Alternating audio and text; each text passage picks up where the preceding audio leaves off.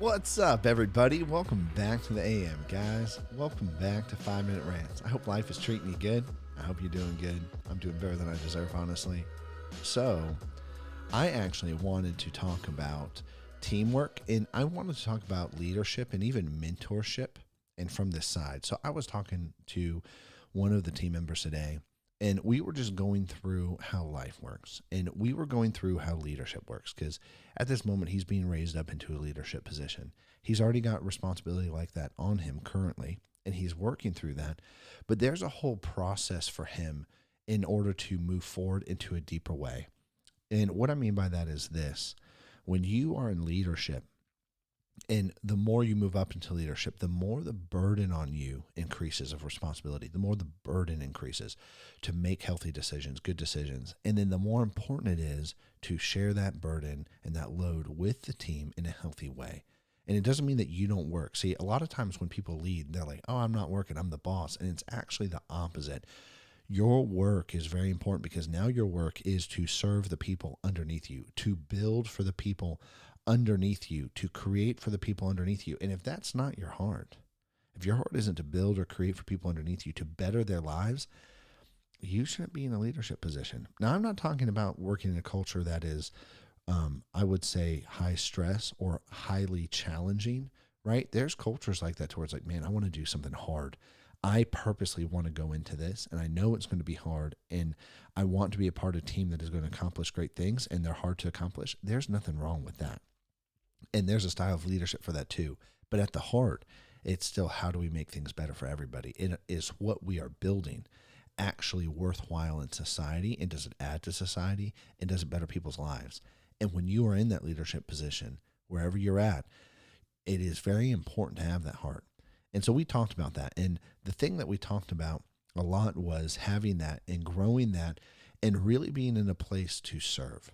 Now, the reason why I'm bringing all of this up, the main reason why I'm bringing all of this up, is simply this. You, if you're in a leadership position, should be mentoring someone. And if you're like, well, I'm not a mentor, I'm not a teacher, you need to really second guess why you're there, right? And again, this is company culture, it's company indicative. Not everybody is there. But to really think about, cool, if I'm not distributing the talents and the gifts that I have in my life, if I'm not investing in somebody else for their life to be better, I'm not fulfilling the role of a leader. Because that's part of what a leader does, is to make people better than themselves. If you really want to serve people, it's about making people better than yourselves. It's about equipping people to do better things than you and bigger things than you. And that's how life works. If the point of a leader is to take, if a point of a leader is to not share, if a point of a leader is to make sure everybody stays under their thumb and does what they say they're going to do, that's not leadership, that's dictatorship.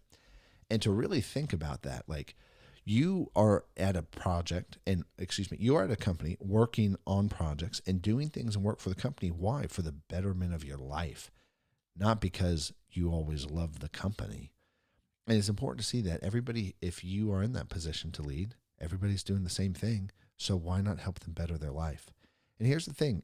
Do you trust people that actually add value to your life, or are constantly taking value from your life? The people we tend to trust most are adding value. And if you're adding value to somebody's life, what reasons do they have to leave you? And this isn't some psychology manipulation trick or anything like that. What I'm talking about is just straight up logic. Like, if you actually logically think through this, the people I don't want in my life are going to steal from me, hurt me, do these things. The people that I do want in my life actually add value, help me, make things better in my life. Oh, if I become that person, people are going to want to stick around me. And then if you do have somebody who's not for that style of leadership, who's not for that culture, they'll find their way out, because they're looking not to be that person. They're looking not to be the person, the leader that the company actually needs them to be to help them.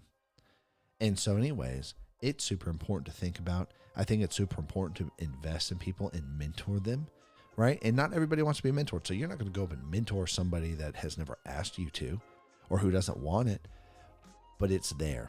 And it's important. And it's important to take what you have in life and spread it. That's part of really raising up the next generation of children too, right? They're going to become adults. They're going to shape the world. I don't know. That sounds like a pretty important investment to me. one that's way worth more than the S&P 500. Anyways, guys, I'm over. I'll catch you later. Peace.